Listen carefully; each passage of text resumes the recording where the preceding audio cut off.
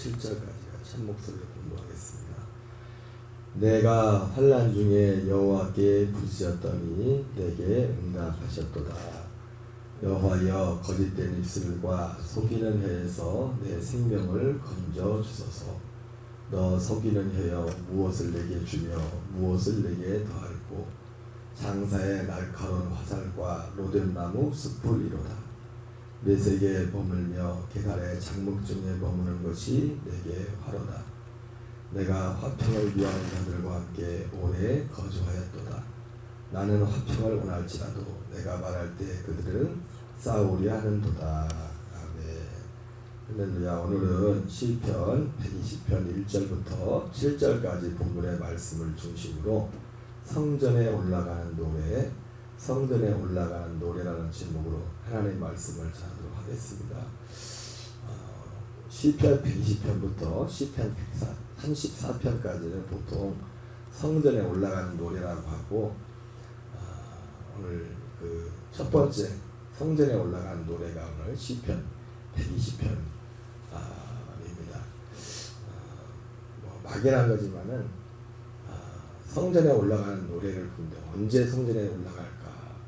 그런 생각을 문득 해볼 때 성경 속에서 물론 성전과 성막이라고 해도 괜찮습니다. 성막. 성전은 이제 솔로몬이 건축했고 그 이전에 성막이 있었고 또 성막과 장막이 이제 법궤하고 또 장막하고 또 이제 따로따로 있는 그런 시기도 있었죠. 그런 어쨌든 같은 것으로 봤을 때 제일 문득 떠오르는 것이 언제 사람들이 성전에 올라갔나. 물론 성전에 올라가는 목적은 정해져 있죠. 중요한 목적이. 그런데 생각나는 것이 한나가 그 엘가나와 살아가면서 엘가나의 사랑을 받았지만은 자녀가 없어서 그 대적 군인으로부터 해마다 고통을 당할 때 그 어려움 가운데서 성전이 아니죠. 성막이죠. 실로에 있는 성막에 해마다 가서 하나님 앞에 부르짖었던 그런 성막에서 성전에 드렸던 기도의 모습이 나옵니다.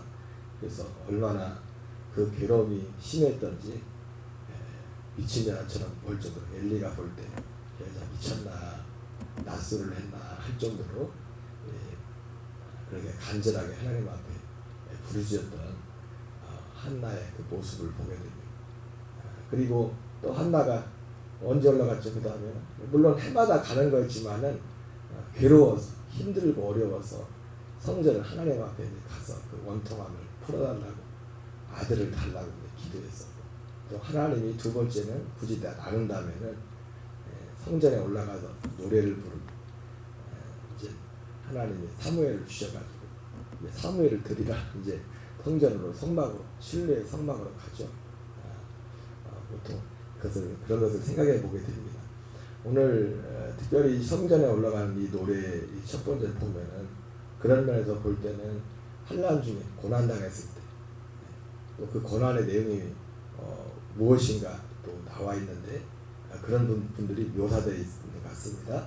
내가 환난 중에 여호와께 부르짖었더니 내게 응답하셨도다. 여호와여 거짓된 입술과 속이는 혀에서 내 생명을 건져주소서. 아마도 이제 뒤에도 이제 짧은 그 내용 가운데 반복되는 내용이지만 이 시인이 당했던 환난은 어떤 사람들로 인하여 그 사람들의 거짓된 입술로 인해서 당했던 것 같습니다. 여호와여 거짓된 입술과 속이는 혀에서 내 생명을 건져주소서. 너 속이는 혀여 무엇을 내게 주며 무엇을 내게 더할꼬. 계속해서 이제 혀에 대해서 말하죠. 그 상대 대적들의 혀에 대해서 그 입술로 그를 대적했던 장사의 날카로운 화살과 로뎀나무 숯불이로다. 메색에 머물며 게달의 장목 중에 머무는 것이 내게 화로다. 내가 화평을 미워한 자들과 함께 오래 거주하였도다. 나는 화평을 원할지라도 내가 말할 때 그들은 싸우려 하는도다.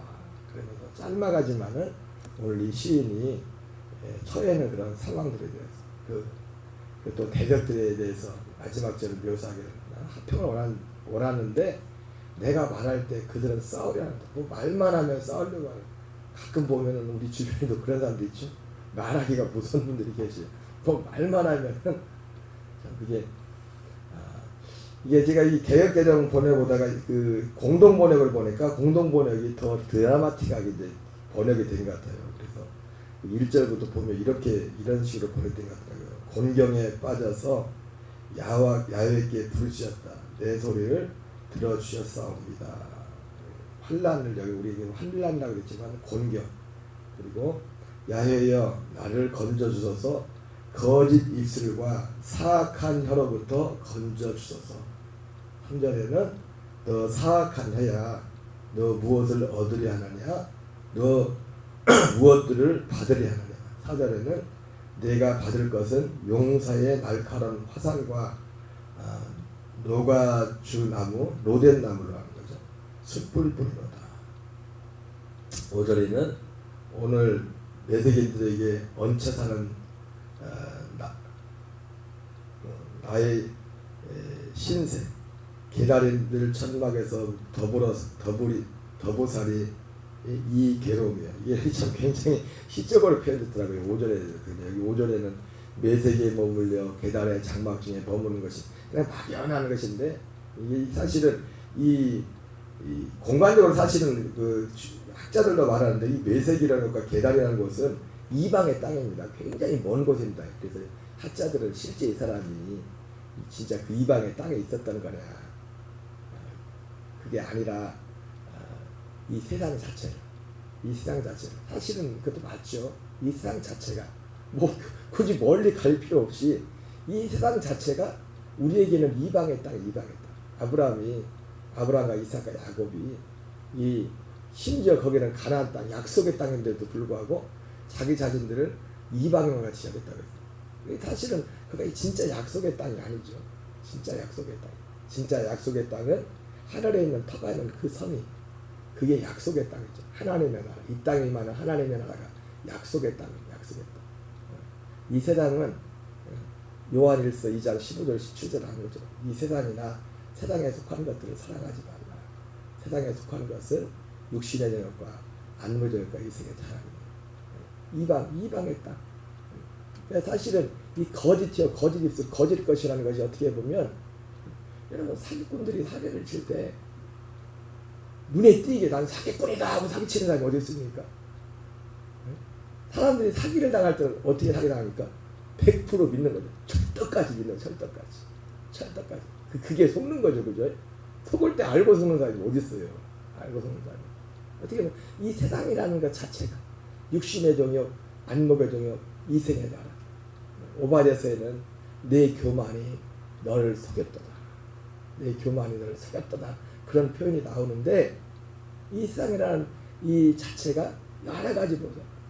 사단도 사도 바울이 하는 것처럼 광명의 천사로 자기를 가장한다고 하죠. 그래서 메색이라는 곳, 이 게달이라는 곳, 이것은 실제 지리적으로는 이스라엘에서 굉장히 멀리 떨어져 있는 이방의 땅입니다. 이방의 땅에서 타향살이하는 그런 것 같아요. 그래서 여기는 그냥 이렇게 돼 있지만 공동번역의 표현을 참 드라마틱하게 잘 표현한 것 같아요.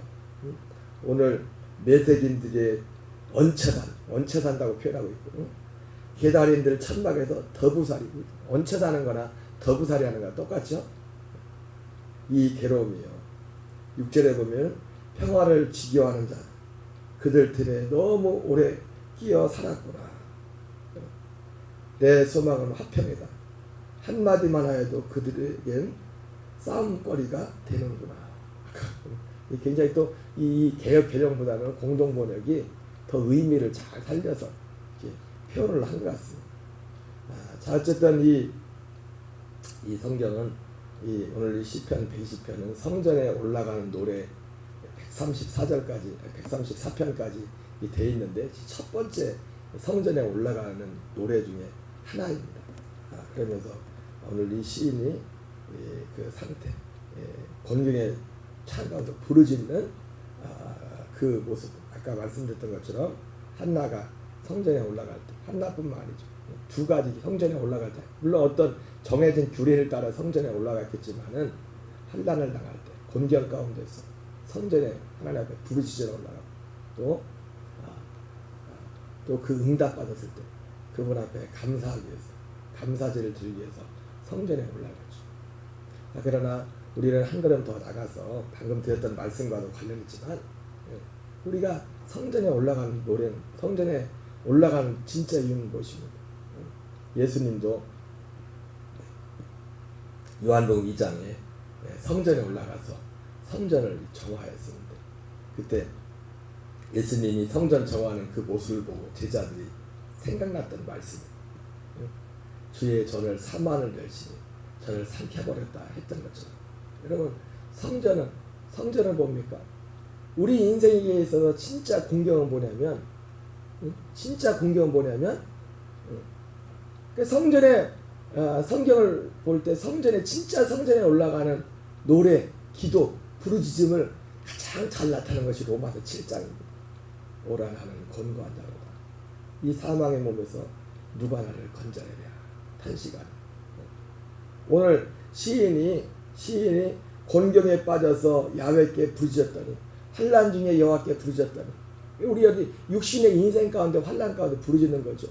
그러나 진짜 우리에게 그게 필요한 것 같지만 여러분 한나도 사실은요 그렇게 아들이 없어 자식이 없어가지고 하나님 앞에 그렇게 몇 년이 걸린지 몰라요.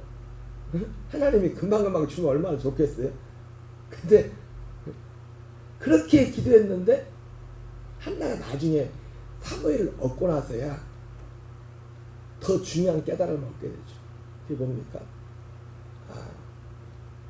아들, 육신의 아들 몇 명 낳는 것보다 얻는 그것보다 더 중요한 게 있는데 이 시대에 나시린이 필요하구나. 하나님의 나시린이 필요하구나. 제가 교회학교 애들 설교하면 좀 어려운 말을 많이 해요. 애들한테는. 나시린 얘기했지만 여러분 그 나시린이 하나님께 필요한 사람은 누구냐면 나시린이에요.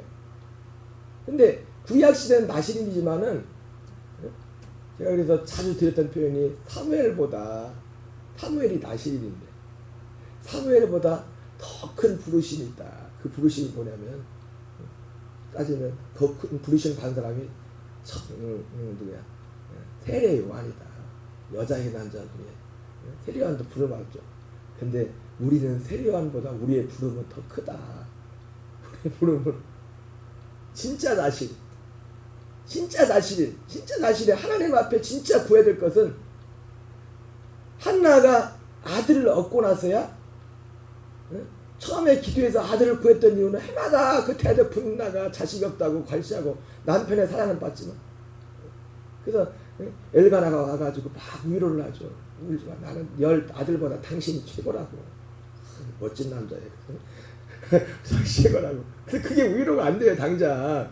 지금 저 분인나 때문에 지금 저 이름도 분인나라고 졌어요. 이름도 충청도 비가 나는데 지금 고통 죽겠는데 그냥 해마다 찔찔 짜는 거예요.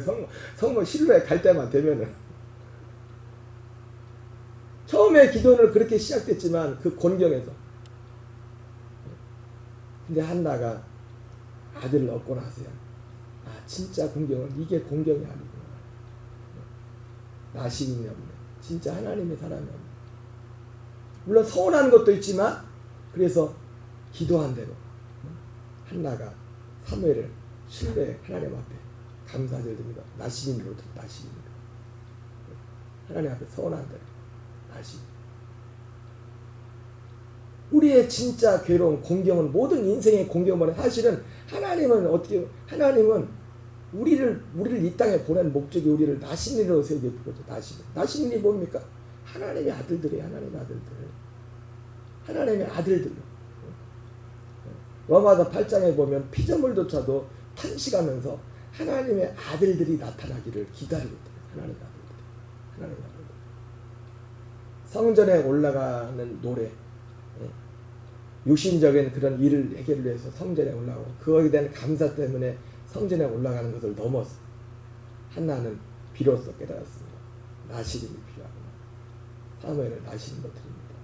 그러나 사무엘을 나시린으로 드린 것보다 부른 것보다 세례 요한도 나시린이죠, 그죠? 포도와 주와 독주를 멀리하고 마지막. 그러나 진짜 나시린이야. 창세전부터 우리를 하나님의 아들들로 세기로 작정하셔서 우리의 인생의 첫째 것을 패하고 둘째 것을 세우셔서 그리스도의 생명으로 살게 하는, 그게 진짜 나심이에요. 그래서 우리의 부름이라는 것을, 우리의 부르심이라는 것은 사무엘보다 세리요한보다도 더 큰 부르심. 그들은 그 부름의 하나님의 그 목적을 바라만 보다 살았지만 우리는 그 부름이심이 그 이제 이루어져서 그 가운데 사는 시대가 되었습니다. 오늘 성전에 올라가는 노래 첫 번째를 보면서 하나님을 모르던 사람이, 하나님을 믿지 않은 사람들이 인생의 괴로운 일, 공경을 만나서 하나님 앞에 나오는 것, 너무나 아름다운 모습입니다. 너무나 좋은 모습이에요. 하나님은 그걸 기다리고 있죠.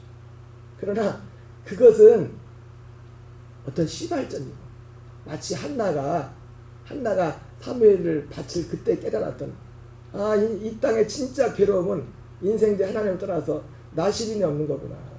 그걸 깨달았던 것처럼 우리의 진짜 공경은 자식이 없어서 부인한테 고통당하는 그게 아니라, 우리의 진짜 고난은, 고통은 다른 것이 아니라 우리 자신이 로마서 7장의 공경, 하나님의 약속을 떠나 있어서 약속과 멀리 있으면서도 아무렇지도 않게 살아가는 그것이 우리 인생의 진짜 공경이고, 진짜 실상은 나는 오라 곤고한 자로다. 나는 죄에 사로잡힌 자구나. 어둠에 사로잡힌 자구나. 우리의 진짜 공경. 거기서 부르짖는 그 로마서 7장에 그것이 그 기도를, 하나님은 그 노래를 듣기로 하는 모든 인생들 가운데 오라 나는 곤고한 자로다. 이 사망의 몸에서 누가 나를 건져내라. 그러나 오늘 시를 볼 때 사람들은 그걸 원치 않죠. 나는 화평을 원할지라도 내가 말할 때 그들은 싸우려는 거다. 나는 내 소망은, 나의 소망은 화평이다. 근데 내가 한마디만 하여도 그들에게 싸움거리가 된다. 평화를 지교하는 자들, 그들 틈에 너무도 오래게, 이 세상 자체가 진짜 평화를 싫어합니다. 진짜 평화. 이 세상이라는 존재 자체는 아까 말했던 것처럼 요한일서 말처럼 육신의 종교, 안목의 종교, 이생의 종교, 이 안에서 이것이 어느 정도 보장될 때 그걸 사람들은 그냥 평화라고, 이게 지가 안정성이 있을 때 육신의 종교, 안목의 종교, 이생의 종교. 물론 우리는 육을 갖고 있기 때문에 최소한의 육신에 필요한 것들을 공급받아야 됩니다. 그건 당연한 거예요. 육신적인 면에서. 그러나 그 육신적인 기본적인 것이 사도 바울이 말하던 내가 자족함을 배웠다 그럽니다. 그걸 뛰어넘었던 그런 요소들. 어쨌든 오늘 성전에 올라가는 노래 첫 번째 시편을 보면서 오늘 우리 교회에 나온 지체들 첫 번째 성전에 올라가는 인생의 문제를 나눠서 하나님 앞에 부르짖는 그 자리에 가서 거기에 또한 머물러 있는 게 아니라 한나가 그걸 응답하고 나서야 진짜 공경은 이거구나. 그 공경의 실체를 보고 아들을 낳지는 못했던 것처럼 우리에게 진짜 필요한 것은 하나님이 약속했던 아들 그리스도를 만나서 그분으로 사는 그것이구나. 그것을 구했던 사도 바울과 같이 우리 녹동감리교라는 모든 지체들이 오늘 시인이 불렀던, 성전에 올라가면서 불렀던 그 노래의 주인공들이 되는 은혜가 있기를 바랍니다. 우리 주기도문을 마치겠습니다. 하늘에 계신 우리 아버지여, 이름이 거룩히 여김을 받으시오며 나라의 임하옵시며 뜻이 하늘에서 이루어진 것 같이 땅에서 이루어지이다. 오늘날